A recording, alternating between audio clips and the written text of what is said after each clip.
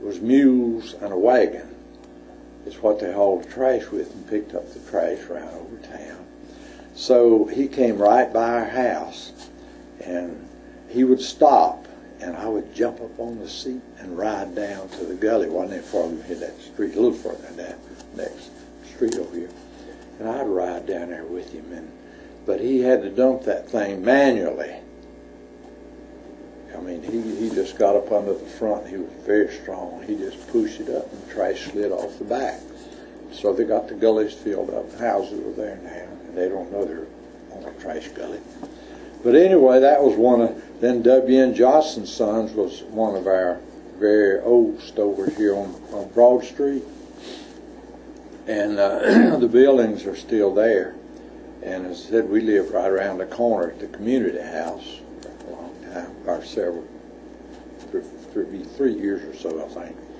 And they had groceries, ice, coal, later on freezer lockers. And they had the only freezer locker in town for many years. We'd kill the hogs and stuff. We'd take our meat and keep it down there, or they'd keep it for us. And they also, excuse me, they also used mules to deliver their ice with. The black folks, Camel family, worked for them. And so they would bring the ice around. You'd put your old card on the front porch, had a nail to hang it on. It had 25, 50, 75, and 100 pounds. So whichever one you turned up is what you got. If you wanted 50 pounds, you put the 50 up. So they sawed a 100-pound block in half, brought it in the house, put it in your ice block. So that was the way you got your ice in those days. And like I said, they used mules also. And you know, once upon a time, we had a cotton gin downtown. It wasn't way out in the country. It was on Broad Street, where Harry Hart's building is now, right there beside of the furniture place on the corner, and it was the next building. And I remember the people used to bring their cotton in wagons, and the wagons would be lined up from the gin plumb out into what is now Highway 3, Dale Earnhardt Boulevard, you know. So they would be there, and as each one turn came, they moved up, pulled the mules up, or horses, and got their cotton gin up there. And then we also had a garage downtown, Hearst Ellis Garage, and he ran it for many years, and it was right next to the lot where the CVS drugstore is now. And where the CVS drugstore was, Mr. McNeely had an Exxon station, and he also was an Oldsmobile dealer. He had room in that building for a couple of cars, Oldsmobiles, to demonstrate. And so that was an Oldsmobile dealer right there on the corner where CVS is now. And I remember I started school in 1930 was when I started, and we had to get vaccinated for smallpox, you know. So I know Geneva Rice, my cousin, and I, we went over to town, and back in those days, there was the drugstore, Miller Drugstore, was right across in front of where the Wachovia Bank is downtown, right across the street in front of it. And so above it was Dr. Bell's office, and he was our doctor. So Dad and Mom told us to go there. And I remember we were upstairs, and at that time there was a lot next door, almost a vacant lot. The whole town wasn't filled up, so you had a gap in there of a couple of 100 feet or something, with no buildings in it. And so we got our vaccination. Dr. Bell had us standing looking out the window while he did our scratching, you know, for the smallpox and everything. But in this vacant lot, there was a corrugated tin shack right in the middle of it. And it must have been 10 by 20. It wasn't very big. And in that shack was a little cafe, restaurant of some kind. And on Saturdays, there was a lot of room around the thing, probably as far as the house next door down here. And this little shack with the cafe was right in the middle, and he sold hot dogs for a nickel, hamburger, all that stuff, you know. But people came from all over this area. If they had anything to sell, the way I describe it now is a flea market. We didn't know what a flea market was, never heard anything like that.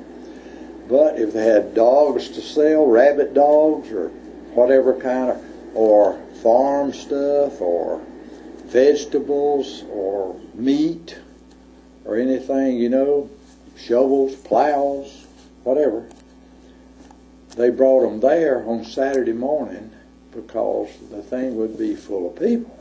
Everybody went to town on Saturday back then. You know, we didn't have much entertainment, and that was it. And so they were there, and but you could find all kind of stuff similar to a flea market today. It was right there, and I remember that old drugstore, the first Coca-Cola I ever drank. Dad bought it for me. It was a nickel. It was a fountain Coke at Miller Drugstore. I remember it almost took my breath. You know, I'd never drank a Coke, and it was strong. Ooh, almost took my breath. And but anyway, that was everybody went, like I said, went to town on Saturday, and most of them went by there to see what was for sale, and they had all kind of stuff that you didn't think of back then. And that was sort of the center of town then. Then I went to Parkview. I started there, Parkview School, in 1930. And I thought that school building was old. After I got out, and all years later, I looked, and it says built in 1925. So it was 5 years old when I went there.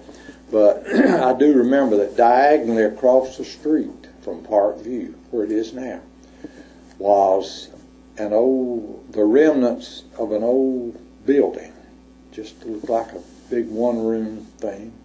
The roof was falling in.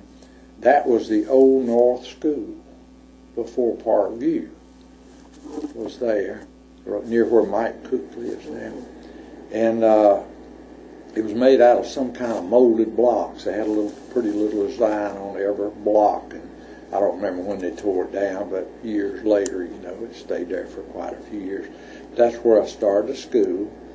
And then we went to, in the 7th grade, we went to Mooresville High School building, 7th through the 11th. They didn't have 12th grade until 1942, and I got out in 41. But anyway, they where Mitchell Community College is now, and the college, of course, started in the gym, old gym that we had. That was where Mitchell started, and they built a little bit more onto it. And but I remember when I was a boy, John Franklin Moore, who actually started Mooresville with the land donations and things that he gave. And his house was right on this side of where Bay State Milling is now. There was Mooresville flour mills then. But his house was right there between there and Harry Hart's office, right in front of the city hall, in other words, was his house. And of course he built right around, he built in the curve, kind of on the other side of the curve. And it was an old wagon road through there then, when he built the house, Main Street was. But he built in that curve so he could see right down Main Street from his front porch. And he had a store down there, and sometimes he didn't want to stay. I guess business wasn't that rushing, you know. We didn't have but a few people in Mooresville. But if somebody would pull up in front of his store, he kept, they said he kept a buggy there handy. Why, he'd jump in the buggy and go down and sell them something. His store was somewhere across from the depot, probably near where Turner's or some of the places are now. And but I remember his house. It was it was a gray house, but they tore it down, you know, when I was a boy. there. And then Cabin Funeral Home is a name that most of us are familiar with. And I remember the first Cabin Funeral Home was right behind Pike's Gulf, right across above the ice cream plant, Deluxe ice cream plant. And it was right there in an old big brown building. And then they moved years later up to about where Clippers Flowers are now. And then they moved over where they are now on Plaza Drive. But before they moved over there, they graded the thing down, and it laid there for several years, and they didn't build on it. I think it had a problem with the zoning or something. And so the barn I rented was up at Dyson Square, where we kept our horses, just across the field. So I would ride my horses over there and train them in this good level spot right there, ride on it. Then they built a funeral home there. Of course, that stopped then. But I remember the first city hall, the first fire department, and it was right on the corner, almost on the corner of Center and Broad Street. In fact, it's right beside Miss Estelle's antique shop now, place she has, and it was the old city hall, and it it was long, but it wasn't very wide, just a little narrow building, and it had one or two fire trucks. I remember the old, I think 24 model or whatever it was, fire truck, first one they ever had. It was in there, and later on I know they had another one, a V8 Ford fire truck in that thing, but that was a city hall. If you had to go do something in the city, pay your water bill or something, well, you went down there and did it. And there was a fellow from Mooresville, Archie Cathy, and he was the town clerk. Well, when Archie was in school, he and some of the boys were playing hooky and piddling around up on the railroad, and somehow he got under the train. I don't know whether he was crawling under the track when it started off, but it cut both legs off, right below, between his knees and his hips. And his legs were only about that long. And his name is Archie Cathy. Well, I said that, Archie Cathy. But anyway, he was the town clerk. And of course, behind that desk was a stool about this high. So he had a little short stool he hopped on. Then he hopped on this next one. But you'd see him all over town, all up street. And the way he got around, he had a little skateboard. He'd made probably 18 inches or 24 inches square. Had skate wheels on it. He always wore heavy gloves. He just paddled that thing anywhere he wanted to go. And that's how he got there. And he's very athletic. He could hop right up on that stool and, pay your water bill, whatever you had to do there. And but he's one I remember because wherever you went, you see him going up down the street. It didn't bother me. It didn't seem to. He went right on. And anyway, Mr. John T. McNeely, who owned the old mobile dealership Exxon station I was telling you about a while ago, he also shipped in mules from out west. And back then, people here used mules, a lot of mules to work their farms and wagons and whatever they had to pull. So Mr. John T. would order a carload or 2 carloads of mules. And they would come in from out west and come down to the depot. And they would unload these mules down there. And everybody, the word got around real quick. John T.'s got a load of mules coming in or come in this morning or whatever. So as many of us as could, we didn't live far from town, 5 minutes or so. We'd all run down there, and there'd be hundreds of people lined up the road. And they would drive those mules from the depot up Broad Street. Traffic wasn't a problem back then, Up Broad Street, up to where Dyson Square is now, to a big barn he had up there. And that pasture at that time I rented it 20-some years, the barn and pasture for horses. But anyway, it ran plumb to the corner of what was Temple on Mill. That's how big the pasture was. So we always kept a horse or two in there to go get the others with if we needed to. Well, that was a long run when you ran over there and back. But anyway, that was something to see, kind of like a parade when he drove those mules up Broad Street, took horses and drove them. You know. And that was something for us to see, because in that day there wasn't a lot of excitement in Mooresville. There wasn't too many things going on, you know. And so that was a big event, as was said. And then another big event was Halloween. You don't see it now. But back then, almost every young person in town went to town on Halloween night. And there's something wrong with you if you didn't go. You were the oddball, exception rather than the rule. And the old people didn't turn out, but all the teenagers and young people turned out for Halloween, and they went downtown, and it was so many people you could hardly walk. You just had to kind of elbow your way through. If you moved, you know, the streets were just filled. And people would cut them a paddle about 18 or 24 inches long. And they'd stand there with it behind their back. When you came by, they'd whop you with that paddle. Not hard, but, you know, enough. Some of them sound pretty hard. And a lot of the ladies would put padding in their clothes, and the men would too sometimes, because they knew it was going to get smacked with a paddle. And anyways, they'd hit you and then put the paddle behind your back. So many people stand there, you didn't know who whacked you. But anyway, we thought it was a lot of fun. And then I remember the old Mooresville Mills whistle that used to blow. And they meant for the people to get there on time to go to work. And so they had a big whistle down here at the power plant, Mooresville Mills. And that thing blew at 5:30, a long blast, you know. Ooh, no, it was a double whistle. It wasn't just a single, it was double, had a pretty tone to it. And it blew at 5:30, then at 6:30 it blew a little bit of a blast.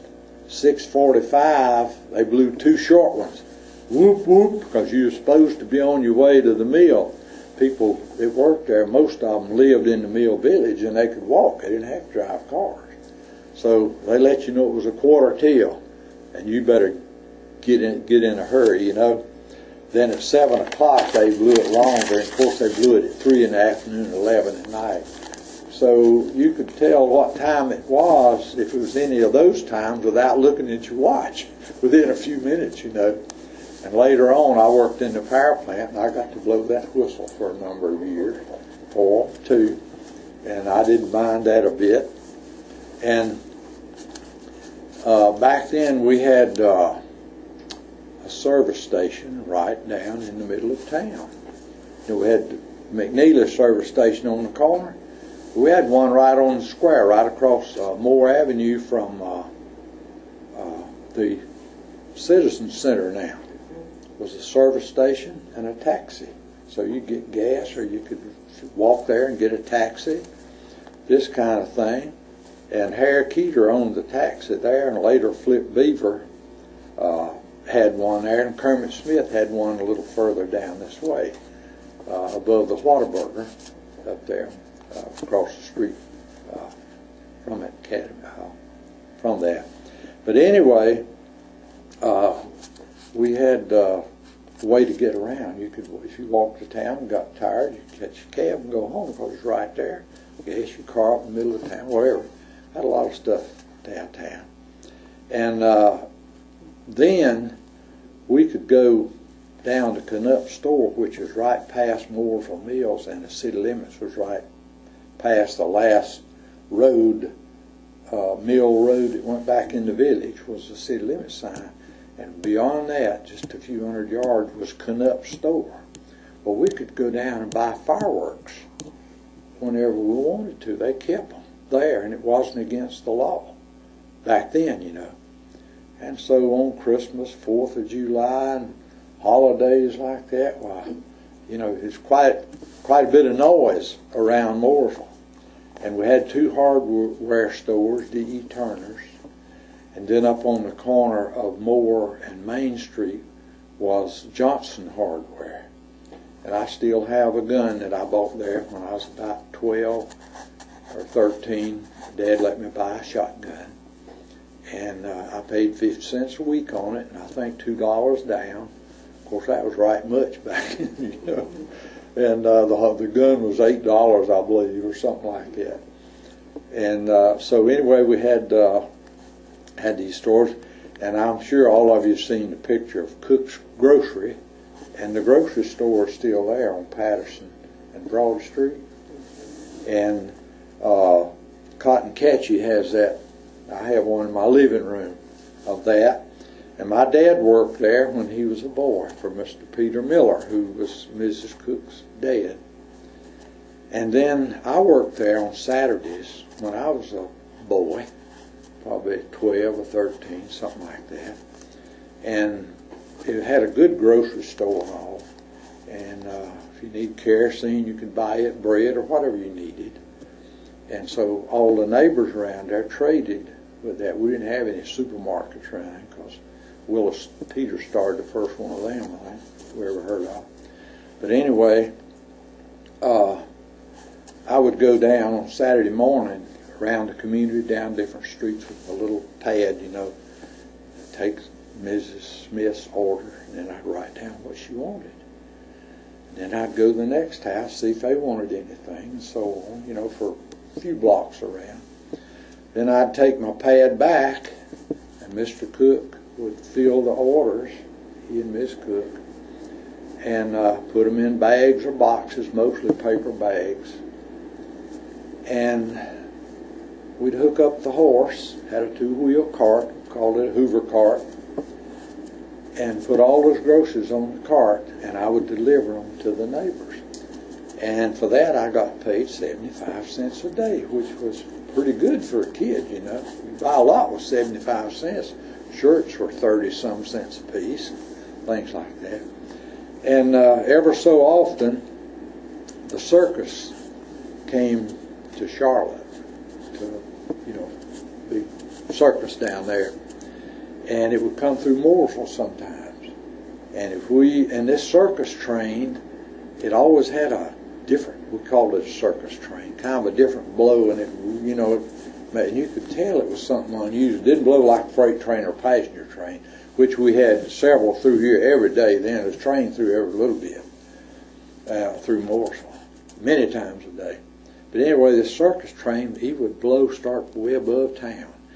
And they'd have the elephants and the giraffes and all that stuff. You could see a lot of them through the slots, little slits in the cars they had them on, taking them to Charlotte. And boy, as many people could turned out for that to see the circus train, because it was just a glimpse of animals. Then where Parkview School is, of course. Well, right below that was called Stewart's Park. Well, between Parkview School and 801 Highway there, the next block over, the last house on the right was where the first swimming pool ever was. It was in Mooresville. In fact, they even had a tree so close you could dive off the tree and dive into the corner in the deep part next to the road.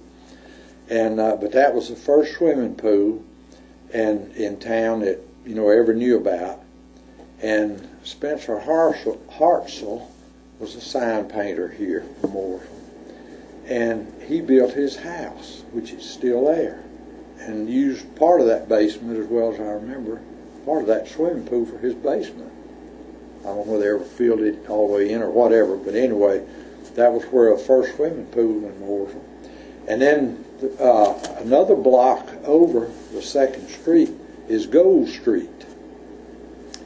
Now, in the late 1800s, early 1900s, they actually mined gold in Mooresville. It was not a lot, but they dug gold there, and that's where it got its name. They had a gold mine over there. And they called it Gold Street. And so I don't know how much they got, but they mined it for a while and got some gold. And people back then, you know, they had hogs. We had hogs, and you could keep them in the city limits, and cows and horses, whatever you wanted to, goats, whatever. It wasn't, in fact, until 1876, I believe it was, you could turn them loose and let them go where they wanted to. And then they made the stock law.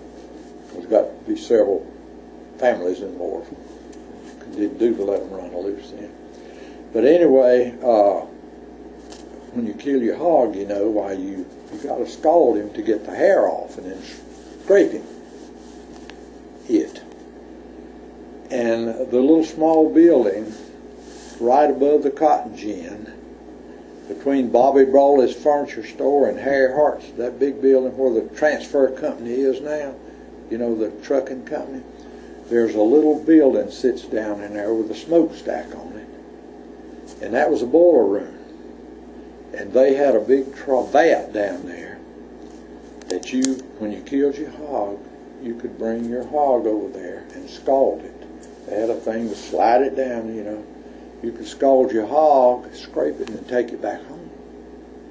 So that's what a lot of people did. They'd put it in a wagon, put it on a truck, put it on something, and take it down there and scald their hog. And that building is still there. It's right there now. And we used to watch the freight trains, which came through several times a day. And we'd look to see how many hobos were on there. We'd kind of count them. Well, there were 14 today, you know, hobos, because back then people didn't have any money and they couldn't afford the bus. And these people, they would, if anybody, and people here in Mooresville, if they want to go to Statesville or something, they just go crawl on the train and ride to Statesville, get out and walk around. I mean, the younger people did, not older folks. But if they didn't have a way to get there, they'd ride the train or to Winston and they'd catch another one back. Because they came pretty often, you know. And it was sort of a way of life for the hobos. And then I remember we used to go, like we'd go see our girlfriend. Why, back in those days, you know, you had to leave at 10 o'clock. If you was there at 10:30, their father probably called bedtime on you, you know, hey, young man, it's time for you to go home. She needs to go to bed. But anyway, Mooresville Ice Cream Company, which was started in 1924, the year I was born, stayed open all night. I mean, there was an attendant in there, and he looked after machinery, and if you needed to call my ice cream at 10:30, you'd go in there and get it, or a cup, or whatever you wanted. So after we'd sometimes come back from going to see our girls, or wherever we'd been, ball game or something, we'd stop by, and there'd be several in there eating ice cream in the summertime, you know, especially. And that was a real treat for us, because you could, the stores were closed, but we'd got our deluxe ice cream right on. And so this is just some of the things that came to mind this morning, and that's about all I can think of at this time. But maybe there's something in there that will let you know a little bit about how it was back then when I was a boy growing up. This has been really delightful, so delightful, Bill. One thing, well, there's several things I'd like you to tell us about. One is your time as a town commissioner. Then also the Rotary Club, and I think you had a great deal to start to the farmers market, to begin the farmers market here. Mm-hmm. So if you could elaborate a little bit on those things. Well, did you say the farmers market? Farmers market. Yes, I started that for the Rotary Club, and by the way, I'm still working in it, in 1976. So we've had it there since. We had it still at where it started, but we moved up behind City Hall for 3 years or 4, and then they built more to City Hall, and they had to have it back for a parking lot. We liked that because it was in the shade, it's in the sun, where it is now on the corner of Church and Center. But anyway, we started it in 6, excuse me. And And that has really been popular in town. It's a big 2 days a week you have it open. Yeah, on Saturday morning and Wednesday morning. Well, as a town commissioner, when you were serving, Bill, I know it was different than it is now. What were some of the issues that you all were facing? Well, as these people are facing growth and all the traffic and so forth. Well, I was on from 65 till 85. And we had some of the new communities over near the hospital and all were being built at that time. And but mainly the things we had were just nothing big usually. Roads, sidewalks, being sure we learned to check on the developers and be sure they made the road up to the town standards, because some of them would put just a little gravel and pave over it and go ahead. 3 or 4 years later, the roads would break down. So then we had to do it, the town did. But we had things like that. But mainly, we got along good. We worked well together. We ran lines up to the industrial complex, up 115 and all out there, sewer, water, and whatever. And all that was put in, or most of it in that time. And so just a lot of things. The town began to grow, and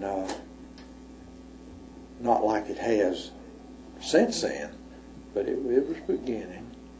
And at that time we didn't have a road. If we went over on Plaza Drive, we had to go up around by the National Guard or around by Dunbar School, you know, where it used to be, the Dunbar School. And so I asked the city manager, mayor, if we couldn't get a road cut through there, if I'd contact the state. Said, go ahead. I did, and Mr. Thompson, who owned that land, already had one plotted through there, or platted through, whatever, through there. And so the state says, yeah, we put it through there. But it used to end right there at Joe Byers' television shop, you know, where it is. And that was the end of the road. It was farmed from there on over to Plaza Drive. Mr. McNeely's farm, Cooks, Mr. Will Cooks down at the bottoms. But anyhow, we got our road through there, and I don't know what we'd do without it now. But it was just things like that. And we went from angle parking up the street to parallel parking. I still like angle better. You can get a lot more cars in there, I think. Why did they change it from one to the other? Oh, they said it wasn't. They said it wasn't wide enough. The street wasn't, but it was, I think. But you know, you angle car. The cars back then were a lot shorter. The older cars are shorter. Then they got to making the long, you know, Buicks, Oldsmobile, long cars. And then that's when they went, because they said it wasn't enough room between them, they didn't think, and so forth. But those are a couple of the things that we had to, but mainly it was just things for the city. And we built the sewer disposal plant off the Cottle Creek Road, and different things like that. But everything went along good. We worked well together, and Joe Knox was the mayor for a good part of that time, Boyce Brawley before that, and so our board worked together. If we didn't all see eye to eye, why, you know, we still didn't fall out about it. I know they want to build an ABC store. Well, I didn't like whiskey, I guess because my dad drank some when he was younger, and it's just something that I didn't care for, never used myself personally. So our vote, I remember, was 5-1. I was the one. Didn't bother me a bit. They put me on the board to get a manager and all that, and we forget who it was now.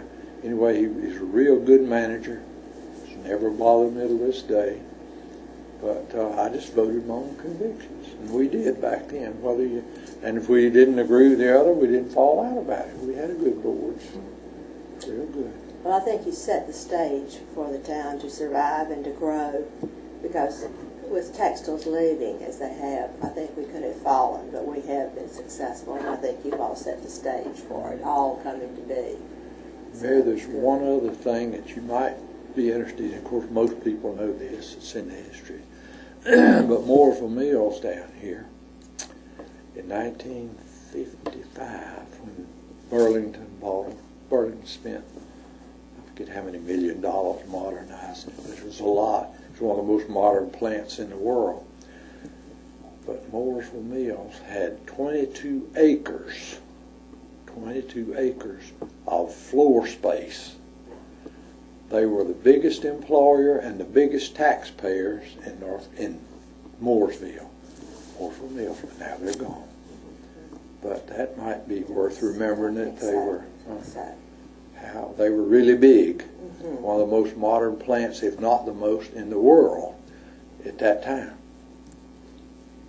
Were you here when the beginnings of NASCAR folks coming in? I sure was. Can you talk a little bit about that?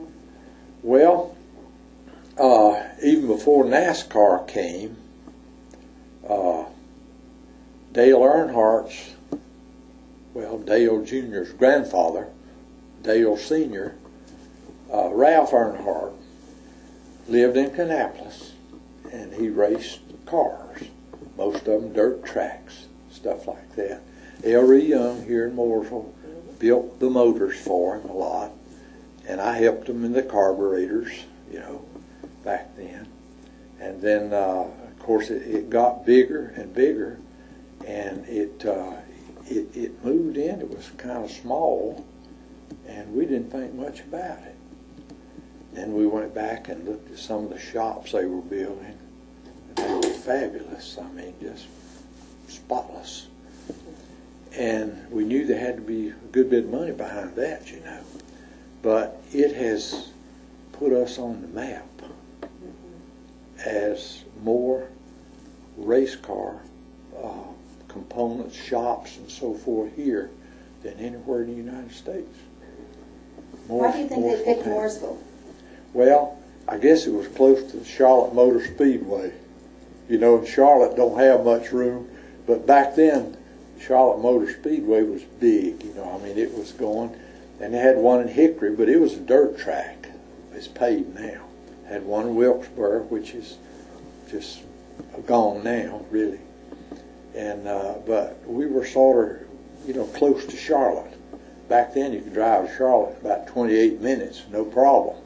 Not anymore, but 30 minutes would give you plenty of time to goof off a little.